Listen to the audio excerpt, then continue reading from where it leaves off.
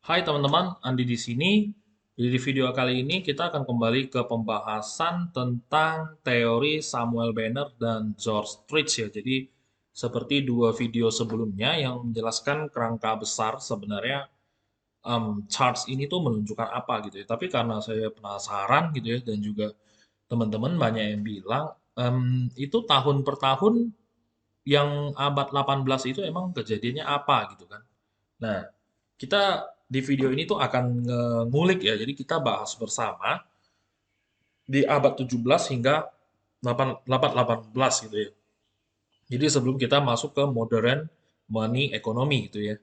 Nah, atau modern money monetary gitu. Nah, kita lihat dulu pasca ketika Amerika merdeka atau Amerika diakui kemerdekaannya ya oleh Spanyol dan Inggris dan juga Perancis waktu itu. Jadi sebenarnya United States of America itu kenapa namanya United States, karena setiap statesnya itu sebenarnya ada tuan tanahnya gitu ya. Jadi mereka tuh eh, melancong gitu pada abad 15 16 gitu ya. Jadi berlayar ketemu Amerika, benuanya kemudian dijajah, yang harusnya penduduk asli Indiannya itu juga tidak mau mendapatkan haknya gitu ya. Jadi mereka kolonialisme ini menjajah gitu ya. Jadi mereka bagi-bagi tanah waktu itu lagi Pax Spanyol ya teman-teman dan Netherlands gitu ya. Jadi Eropa tuh lagi berkuasa itu belum masuk ke era British belum, tapi British sudah ikut juga gitu. Nah, yang kita ketahui lah kayak misalkan nanti ada lahirnya VOC segala macam ya. Nah, tidak tidak jauh-jauh ke situ, habis itu pada saat abad ke-17 tahun 177 something gitu ya. Itu 20 tahun sebelum diakuinya Amerika, 1783 tahunnya kalau kita zoom. Kenapa George Trade itu mulai dari 1783 gitu ya, the big crisis ya. Kita hanya membahas yang tahun-tahun yang di atas ya teman-teman. Karena itu tahun-tahun yang opportunity-nya bagus banget. Kenapa? Ketika ini terjadi dan collapse ya, dia kan butuh waktu tuh. Jadi dia itu resesi ya. Jadi kita FOMO, resesi, kemudian depresi gitu ya. Jadi di resesi pas depreciation itu adalah time to buy yang terbaik gitu ya. Makanya dia ada rentan waktu antara 6 tahun, 5 tahun, atau 7 tahun, dan kembali lagi ke 6, 5, 7. 6, 5, 7 gitu ya. Mana? Ya ini, 6, 5, 7. 6, 5, 7. 6, 5, 7. Jadi itu sebenarnya ada kalkulasinya dari si George Fritz yang kemudian hari disempurnakan oleh Samuel Banner ya. Jadi teman-teman kalau di dunia financial itu akan dikenal dua nama ya, the Banner's chart atau the Mr. Fritz chart gitu ya. Nah, atau the Banner cycle gitu.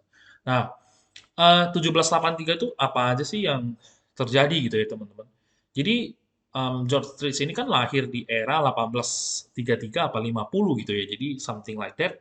Dia itu lahir di tengah-tengah abad 18 ke apa 19.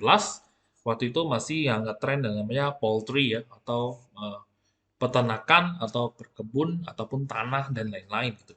Nah, 1783 ini teman-teman setelah saya cari tahu gitu ya, itu ternyata peristiwa-peristiwa penting itu bisa kita akses di website-website tertentu gitu ya. Peristiwa penting itu salah satunya adalah perjanjian Paris ya. Jadi Treaty of Paris. Jadi disitulah Amerika bersama Spanyol dan Prancis dan British itu saling berdamai setelah Civil War selama 8 tahun ya, yang dimulai 1775 something. Nah, itu Civil War dan akhirnya setelah 8 tahun Amerika diakui merdeka tapi hanya ada di sisi barat ya. Jadi waktu itu tuh um, kayak Wyoming atau Louisiana atau beberapa daerah yang lain itu belum masuk ya. Texas itu belum masuk ke Amerika sebelah timur ya. Sorry teman-teman, sebelah timur dulu yang merdeka. Jadi timur tuh kayak New York, Washington DC dan segalanya ya yang di bawahnya itu. Nah, itu dulu yang merdeka, baru nanti yang sebelah barat ya, yang ada Los Angeles, ada Florida dan segala macam ya kalau saya nggak salah ya teman-teman, peta Amerika. Nah, kenapa kita bahas Amerika? Karena sebenarnya George Trice itu merumuskan the cycle ini itu ketika the Pax of America yang berkuasa, US dollar yang berkuasa, maka event-event besar di Amerika lah yang akan mengelit dunia itu menuju krisis ya teman-teman, menuju krisis dan resesi dan ya terus berulang-ulang gitu ya. Yang dipicu dari perang, adanya bubbling, adanya wabah penyakit, adanya perang dan terus nih berguling terus ya teman-teman. Nah, jadi di channels on this day ini teman-teman bisa um, search gitu ya berdasarkan tahun peristiwa penting apa saja yang secara detail bisa kita lihat seperti Spanyol mengakui merdekanya Amerika, apa hubungan dengan monetary system yang baru sekarang? Tentu kita harus pelajari sejarah ya. Jadi kenapa How to Make Money ini hingga sekarang itu akurat sekali karena dia membaca sifat manusia yang dari abad ke abad tidak ada perubahan. Bahkan kalau long story short teman-teman ya, mau lebih ekstrim setelah saya belum selesai baca ya. Jadi sejak 3500 sebelum Masehi aja, itu siklus ini sudah ada ya teman-teman. Itu lebih seru lagi ya kalau bahas 3500 sebelum Masehi sampai Roman Empire gitu ya. Itu lebih ekstrim lagi. Cuman karena saya tidak mau bahas yang dari situ, nanti itu di lain waktu saja kita mengupas dari um, George Ritz punya chart gitu ya. Jadi dari dia punya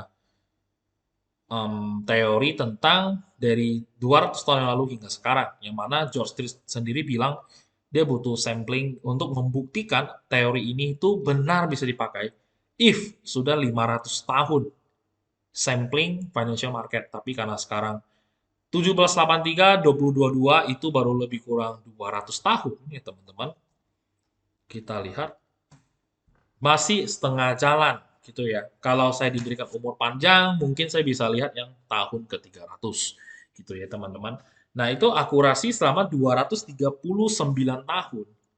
Jika kita buy on spot itu low, buy on low and sell high itu 91% akurat ya teman-teman. Jadi kalau kita ngomong sejarah, itu kan sudah terjadi 1783. Tentu si ini yang nulis Jotris ini kan udah lihat histori. Ya, mungkin 1783 sampai 1850. Jotris itu belum bisa dibilang sakti karena itu adalah historical event yang kemungkinan dia akan cocok-cocokkan ke angka-angka tertentu berdasarkan siklus ada matahari dan bulan, ada peternakan, ada the rise of the iron, steel, wood, soybean dan peanuts dan semualah ya hasil-hasil bumi, pakan, pangan, papan dan sandang gitu ya. Nah, dari situ kita bisa lihat historical event kita kembali ke abad 1783 ya teman-teman. Tahun 1783 ya. Nah, Swedia juga mengakui kemerdekaan Amerika, kemudian ada perang besar di Selat Gibraltar ya di Eropa ya teman-teman. Kemudian juga ada hal-hal lain seperti kita lihat George Washington ya, presiden pertama Amerika. Kemudian dia sabarnya juga jenderal perang ya kalau saya tidak salah ya teman-teman. Cuma dia resign ya. Jadi dia resign dan menjadi the first American president gitu ya. Nah, jadi ini ya George Washington resign dari militer ya. Nah, untuk Kongres gitu. Kemudian mulai import African slave banned by all of the northern US di ban gitu ya. Udah nggak boleh lagi ada perbudakan manusia katanya gitu ya. Tapi sebenarnya in the practical ya masih banyak banget ya yang ilegal-ilegal begitu. Kemudian British keluar dari New York, kemudian ini banyak hal-hal besar terjadi ya teman-teman. Nah, apa apa pemicu gitu ya, pemicu daripada kalau Anda baca ya, pemicu daripada krisis ekonomi ya yang terjadi di 1783 ya, teman-teman. Nah, jadi Fakta Paris ya namanya Perjanjian Paris. Nah, kalau kita lihat apa yang terjadi dengan stock market ya, itu terjadi kekacauan ya, teman-teman seperti biasa dan segala sesuatu tuh menjadi tidak stabil karena setelah perang itu British sangat-sangat bleeding, makanya menjadi the Pax of Americana ketika abad ke-19, tapi di sini masih British ya teman-teman.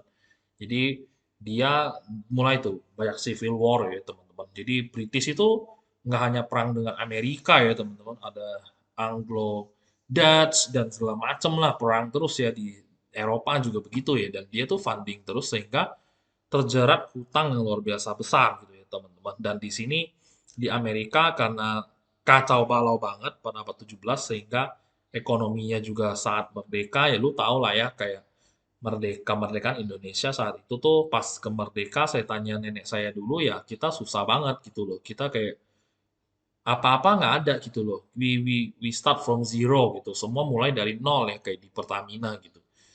Ya, jadi setelah pasca perang ini selesai, ya collapse ya. Jadi dia punya ekonomi ya downtrend sampai 6 tahun ke depan.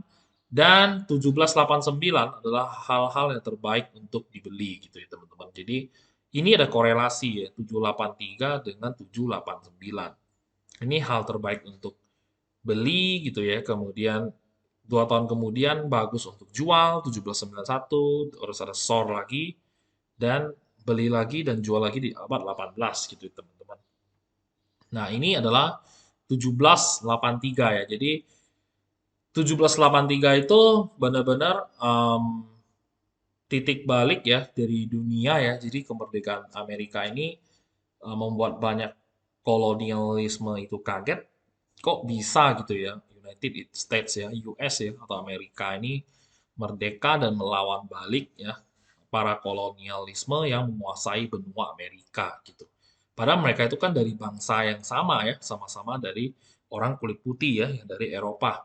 Tapi Amerika itu duluan tinggal di situ ya, jadi dia merasa dia American dan sebenarnya sebenarnya itu semua adalah orang yang dideportasi atau impor dari Eropa gitu ya. Jadi nggak ada beda-beda banget, nggak ada gitu. Nah, jadi hal-hal stats-statsnya ini tuh sebenarnya punya pendirian dia sendiri, punya pimpinan dia sendiri ya gitu ya teman-teman. Jadi nggak semua tuh langsung Amerika, enggak gitu. Amerika tuh mencaploknya pelan-pelan gitu. Jadi nanti ada peristiwa dia membeli kayak 15 juta US pada saat itu dia beli stat apa gitu dengan Prancis dan segala macam gitu loh. Nah itu ada gitu ya. Semua histori tuh ada ditulis gitu. Nah kita move ke 1803 ya teman-teman. Jadi 1803 tuh aku tinggal